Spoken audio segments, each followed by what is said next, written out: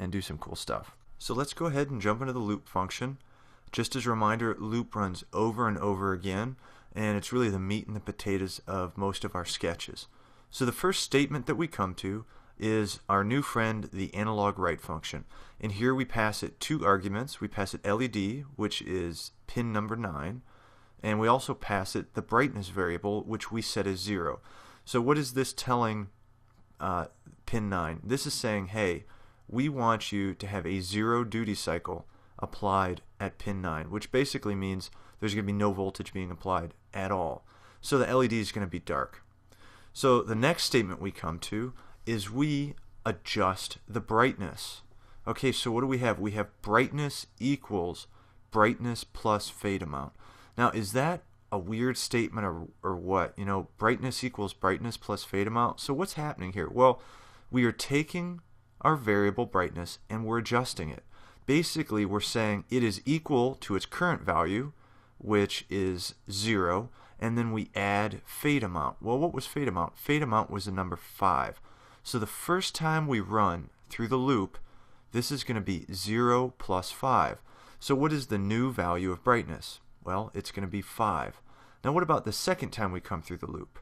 Well, the second time we come through the loop, brightness is set to 5. So then it's going to be 5 plus 5, which is fade amount, and that's going to be 10. So what will it be the third time we come through the loop? Well, brightness is now equal to 10, so it's going to be 10 plus 5, which is 15. And then the next time through the loop, 15 plus 5, 20. 20 plus 5. You kind of get the gist here. Alright, so that is how we are going to increase the brightness in a slow fashion with our LED at pin 9. We're going to slowly add to that fade amount. Okay, so we're just basically going to fade in from 0 all the way up to 255, which is the 100% duty cycle at our analogWrite. What happens when we get to 255? Because if we keep writing past 255, like we talked about before, analogWrite, the argument you can pass is from 0 to 255. So what happens at 255? Well, the short answer is we don't want to know, because we want to send analogWrite the correct numbers. We don't want to go outside of the range because, you know, we could get an error, or it could just do something funky and we don't have any idea what it would do. So what are we going to do to stop this? So we need to set some type of condition in our program that basically says, hey, if brightness gets to 255, let's go ahead and reverse the sign on fade amount. So we're going to start, so once it gets super bright, well, let's start making it less bright. Let's, instead of adding 5 to the brightness variable, let's subtract 5. So basically all we have to do is change the sign of fade amount. And now, well, what happens when fade gets down to 0? We don't want to pass negative numbers to analogWrite because, again, the range for analogWrite is from 0 to 255. So we don't want to send it like -5. So we'd have to set another condition that says when brightness is equal to 0, go ahead and start adding 5 again. So one easy way to do that is just to switch the sign on the fade amount variable when we get to either 255 or 0. So if we get to 255, make it a -5, fade amount that is, and if it gets to 0, make it a +5 for fade amount. So how would we set a condition like that? Well, one way to do it is to use an if statement. So let's go ahead and take a look at an if statement. An if statement has 3 major portions. So the name of the function, if, that's easy enough, and then open and closing parentheses. And this is where you put the condition. So if the condition of your if statement is met, that is, if it's true, it's going to execute the code inside the curly brackets. And the curly brackets are the last major portion of your if statement. So you've got the name of the function, the condition inside the parentheses, and then the code that gets executed inside the curly brackets. So if your condition is met, it's going to execute that code. If the condition is not met, if it's not a true statement inside of that parentheses, then nothing's going to happen. The program's going to skip right over the if statement like it wasn't even there.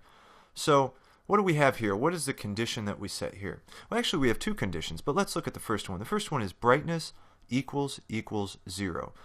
So that equal sign is called a comparison operator. And what it does is it asks are these two values equal? So why don't we just put an equal sign? Well, we'd be in trouble if we did that, because then the program would think that we're trying to assign our variable brightness to the value 0, but we're not trying to change the value of our variable brightness. We're just trying to compare it to another value, and that's why we have to use a comparison operator. Now, what's our other condition? Well, you might guess it's, hey, is brightness equal to 255? Again, we use that equal sign for our comparison. Now, there's those two parallel lines in between those two conditions, and that's called a Boolean operator, okay? And basically, what it means is or. So if brightness is equal to 0, or if brightness is equal to 255, then do the following stuff. So that's our condition. If brightness is equal to 0, or if brightness is equal to 255, do the following stuff. Okay, so now there's also other Boolean operators, and you can also check out those in the further reading. So again, if these conditions are met, that is, if they're true statements, so if brightness in fact does equal 0, or if brightness does equal 255, then the code's going to execute it. Well, what's the code? So this is a clever little piece of code, and what I need you to do is on the right side of that equal sign, where it says fade amount, instead of just seeing a negative there, I want you to visualize a -1 multiplied times fade amount. Because what this does is it takes fade amount, which in our case is a +5 right now, and it multiplies fade amount times a -1. So what's 5 times -1? Well, it's -5. So what happens now is fade amount goes from being positive to being negative. And so now, if you remember that first statement in our loop, brightness is getting combined with fade amount. So if fade amount's -5, it's going to start subtracting from brightness. So it's going to start bringing 255 down in 5-step increments, all the way until brightness is equal to 0. And then our if statement is going to get executed again, because brightness is equal to 0, and it's a true statement. And what's going to happen? Well, fade amount, which is now -5, it's going to get multiplied by a -1. So what's -1 times -5? Well, two negatives make a positive, so now fade amount is going to become +5. And now when we go through our loop, that first statement is going to start adding 5 to brightness. So now 0, where brightness was at, is going to be 5, and then 10, 15, and it's going to keep stepping up. Now notice that the only time this if statement gets executed is when brightness is equal to 0 and when brightness is equal to 255. Anytime brightness is in between, so the LED is like not off and not fully on, this if statement will never get run. So if brightness is 10, if brightness is 100, if brightness is 245, it's never going to get executed. It only happens at those extremes, at the condition that we set. So that's an if statement. All right. So we're gonna run into lots more if statements in this course. So this is just your primer. So if you don't totally get it yet, don't worry. We're gonna, like I said, work with it a whole lot more. All right. So we've worked through the if statement.